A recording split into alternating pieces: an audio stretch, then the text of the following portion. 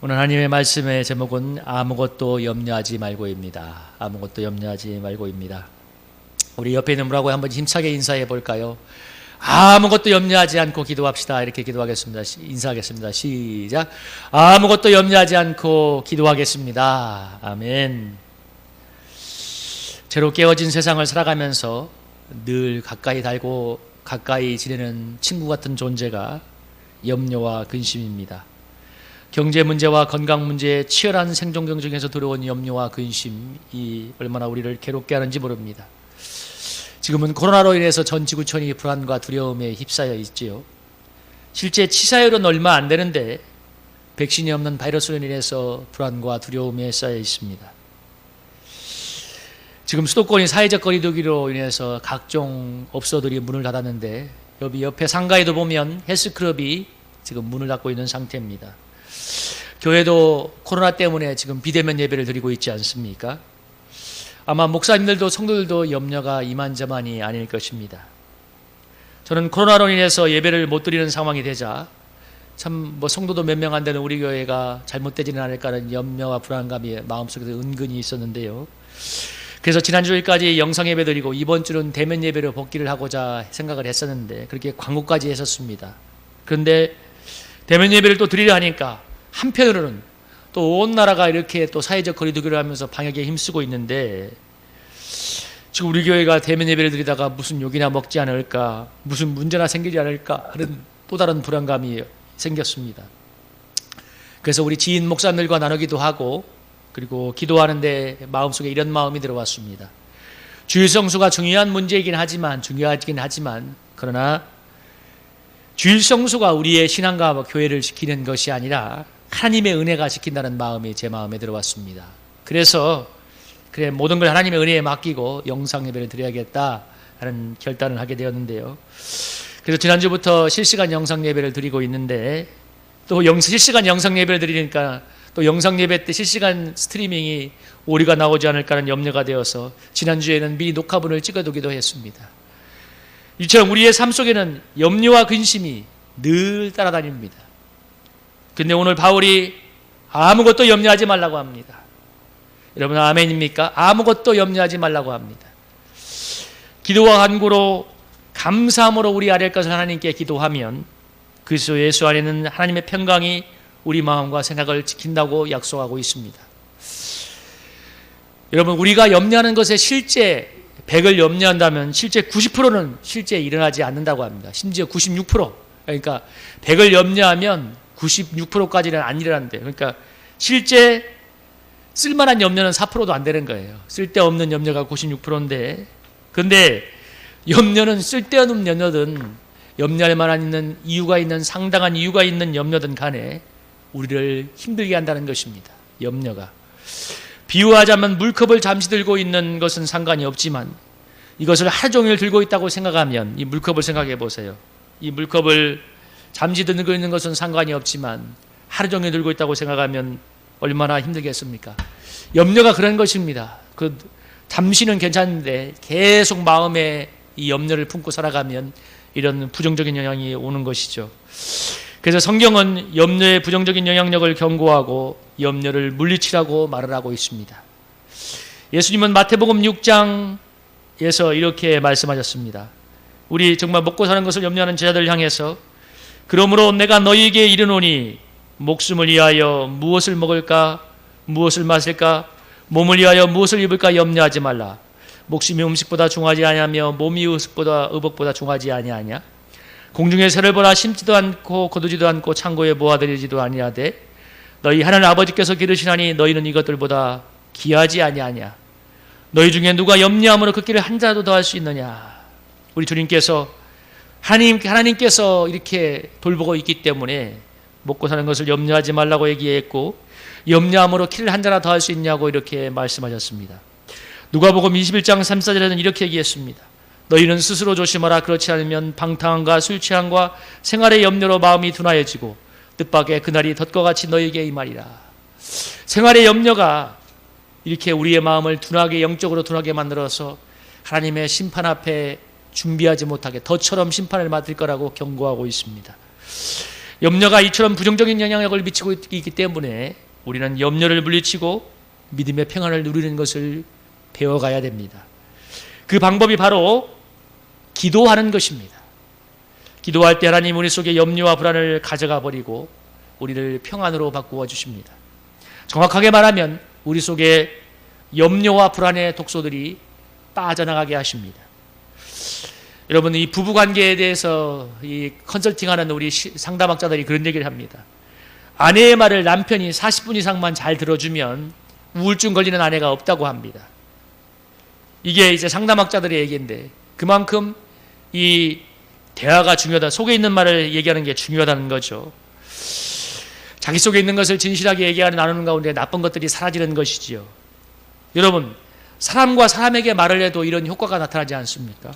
그렇다면 사람과 비교할 수 없는 하나님께 우리의 저 깊은 속사정을 진실되게 아뢰고 기도한다면 얼마나 더 크고 놀라운 효과가 일어나겠습니까? 오늘 본문에도 보면 우리 구할 것을 감사함으로 하나님께 아뢰라고 합니다. 기도가 우리의 삶의 구체적이면서 실제적인 필요도 아뢰고 모든 것을 아뢰는 거죠. 감정도 아뢰는 거고 다 아뢰는 건데, 제가 청소하는 것 중에 하나가 어느 빌라가 있는데 그 주차장 뒷편에 수도가 하나 있습니다. 그래서 그 수도를 잘 사용하고 있는데 문제는 수도 꼭지가 잘못되어서 그 수도의 심을 벤치로 돌려야만 물이 나오는 그런 구조인데요. 한 반년 동안 그렇게 썼습니다. 근데 이 벤치로 돌리고 잠그는 게 참 불편하잖아요. 근데 그때마다 좀 잘 됐으면 좋겠다는 마음을 가지고 불평도 하고 좀 고쳐주면, 이 고쳐주기만 하면 내가 정말 즐겁게 청소를 할 건데 하는 말을 내뱉었는데 그게 기도 아닌 기도가 됐나 봐요. 근데 얼마 전에 어떤 일이 있었냐면, 얼마 전에는 이 물을 벤치로 돌려서 물을 틀어놨는데 이 마대걸레를 다 빨고 나서 잠그려고 하니까 잠가지지가 않는 겁니다. 계속 물이 막 어마어마하게 쏟아져 내리는 게, 제가 너무 당황이 되어서 하나님께 이 문제를 해결해 달라고 기도를 마음으로 하고 난 다음에 이 집주인에게 전화를 걸어서 수도 밸브가 어딨냐고 이제 통화를 하게 되었습니다. 제가 청소한 뒤에 처음으로 통화를 하게 되었는데, 그러다가 제가 그 주인한테 이런 얘기를 했습니다. 이 수도꼭지 좀 고쳐주시면 안 됩니까? 그러니까 이분이 그렇게 하겠다고. 근데 이 수도꼭지 고치는 비용이 30만 원이 들어갔습니다. 그래서 이제 어쨌든 수도꼭지를 잘 고쳐서 지금 잘 쓰고 있는데요. 근데 제가 본의 아니게 주인에게 손해를 끼친 것 같아서 미안해서 지금 주차장 물청소도 한번 해주고 서비스를 좀 해주고 있습니다. 제가 이 일을 겪으면서 느낀 것이 있습니다. 그것은 우리 주님께서 우리가 생각하는 것이나 구워오는 것보다 더 넘치게 역사한다는 사실입니다. 저는 그냥 가끔씩 지나가는 말로 이 수도꼭지만 고쳐졌으면 좋겠다고 했는데 하나님께서 기이한 방법으로 고쳐주셔서 지금 아주 편하게 사용하고 있습니다. 제가 그래서 반년 동안 이 불편함을 겪는 것을 하나님이 보다 못해서 하나님이 고쳐줬다는 것이 얼마나 감사한지. 또 이번에는 한 달 가까이 청소대금을 아직도 입금해 주지 않는 분이 있는데 또 연락을 해도 잘 받지 않고 이 사람 때문에 마음이 참 좋지 않았는데요. 그래서 한 번은 찾아가서 결판을 낼까 하는 마음이 한번 신경질이 막 올라올 때가 있었는데, 근데 기도하는데 하나님께서 그냥 기다려보라고 그런 마음을 주어서 지금 그런 마음이 오니까 평안을 가지고 기다리고 있습니다. 물론 아직 입금이 되지 않고 있습니다. 그러나 제 마음에 평안이 있습니다. 전에는 제가 원하는 일이 풀리지 않으면 조급함과 짜증 때문에 마음에 평안이 없어서 참 실수할 때가 많았는데요. 근데 이 일을 겪으면서 제가 기도하면서 이 일을 가지고 기도하면서 하나님이 내가 어떤 상황에서도 마음속에 인내를 가지고 평안 속에 인내하는 법을 훈련하는 시간이라는 그런 마음이 왔습니다. 그러니까 평안 속에 어떤 상황에서도 평안을 누리면서 인내하는 것을 훈련하는 시간이라는 그런 마음이 와서 그 하나님의 섭리를 느끼게 되니까 평안 속에 기다리게 되었습니다. 여러분, 이런 평안함이 왔던 것도 중요한 것은 제가 저의 마음을 하나님께 아뢰며 기도했기 때문이라는 것입니다. 여러분, 우리가 혼자 생각을 하거나 감정에 빠져 있으면 마음속에 평안이 사라질 때가 얼마나 많이 있습니까? 사람의 생각이 이렇게 좋은 쪽으로 가는 게 아니거든요. 나쁜 쪽으로 갈 때가 너무 많이 있고, 그래서 생각이 꼬리를 물고 감정이 꼬리를 물어서 우리 마음에 평안이 사라질 때가 많은데요.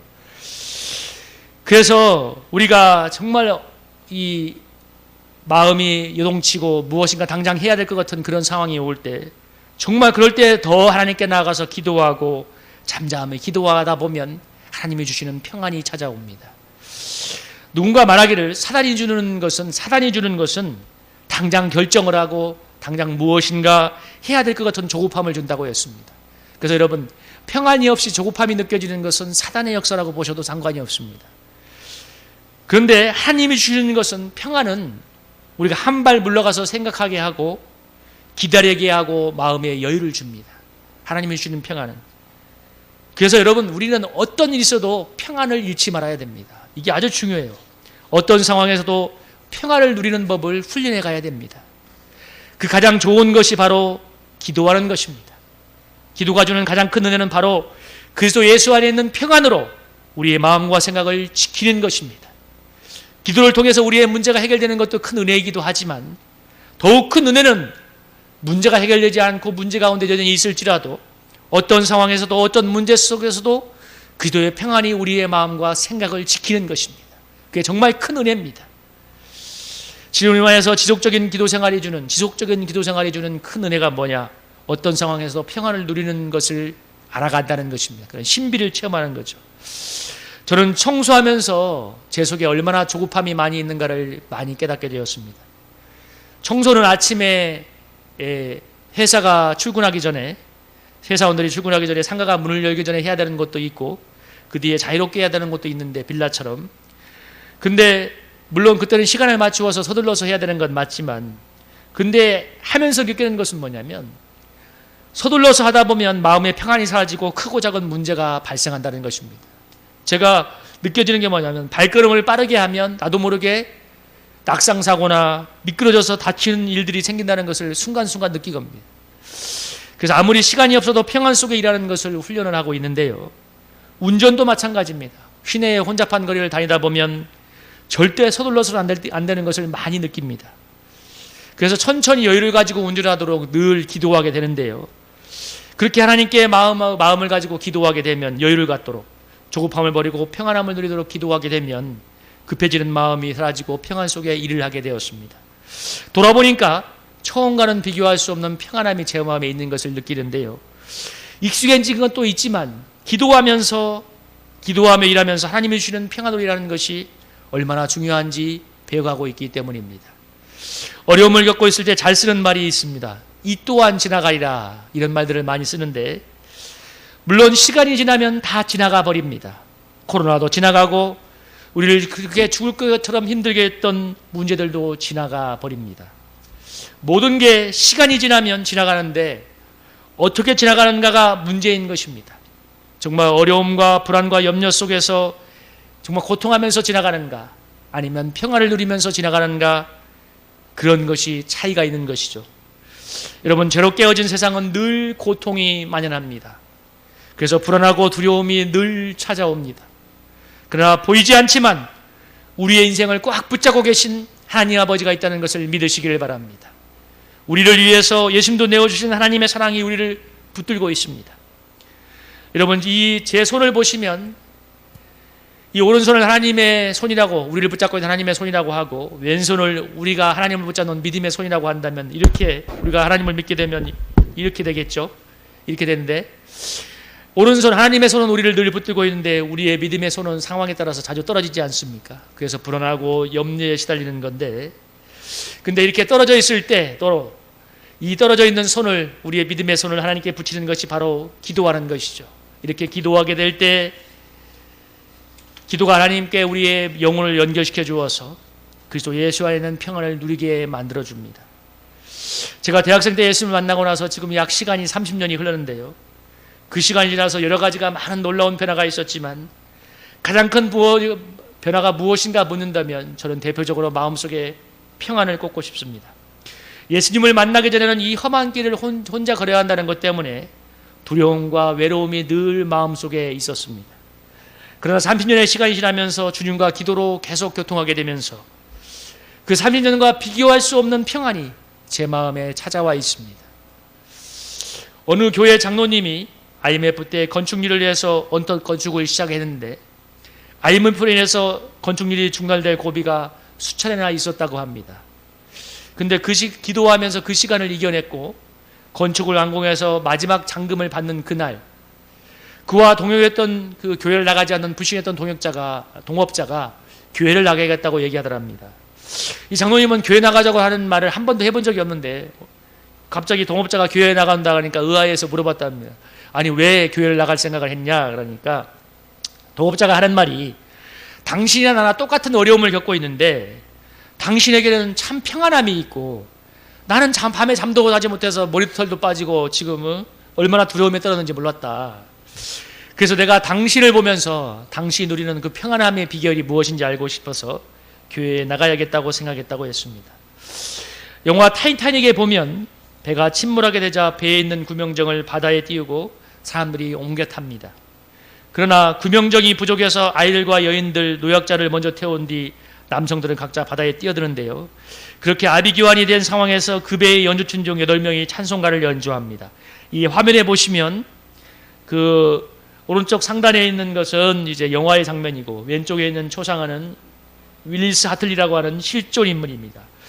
저 사람이 주동이 되어서 8명의 이 바이올린 연주자들이 이제 찬송가를 마지막까지 연주했는데 사람들을 안동시키면서 그때 찬송가 338장 내 주를 가까이 하게 함이라는 그 찬송이라고 했습니다. 내 주를 가까이 하게 함은 그 찬송가를 정말 배가 침몰하는 순간까지 마지막 순간까지 연주했다고 합니다. 그리고 윌리스 하틀리라고 했던 그 사람은 마지막 순간까지 그렇게 성경대로 말해요. 예수 그리스도를 믿으십시오. 예수님을 의지하고 구원을 받으십시오 하면서 마지막 순간까지 사람들을 안정시키고 그러면서 이제 침몰하는 뱃속에서 숨을 거두었다고 하는데요. 이 사람의 이 용기 있는 행동이 알려지면서 그의 장례식장에 4만 명의 사람들이 운집해서 애도를 했다고 합니다. 자기의 목숨 챙기기도 급급한 상황에서 이렇게 담대하고 용기 있는 행동이 후에 세상에 알려지면서 기념비까지 세우게 되었다고 하는데요. 여러분, 우리 그리스도인들이 불안에 떠는 이 세상 사람들과 차별해야 되는 게 있다면 바로 이런 것이 아닐지 모르겠습니다. 우리 그리스도인들이 세상을 살아가면서 사랑하고 섬기고 희생하고 거룩하게 사는 것 참 중요하지만 그러나 이런 것보다 더 중요한 면이 있다면 바로 세상 사람들이 불안하고 두려워하고 절망하고 있을 때 그리스도 예수와 있는 평안을 전할 수 있는 평안의 사자가 되는 것이라고 믿습니다. 세상이 다들 코로나가 가져온 문제로 두려워할 때 우리 그리스도인이 이런 상황에서도 그리스도 예수와 있는 평안을 누리면서 그 평안을 정말 아까 그 장로님처럼 윌리스 하틀리처럼 전해줄 수 있다면 여러분 이 불안의 시대가 오히려 놀라운 복음 진보 역전의 시대로 변하게 될 줄로 믿습니다. 그게 코로나로 불안했다는 이 시대에 정말 필요한 것이 아니겠습니까?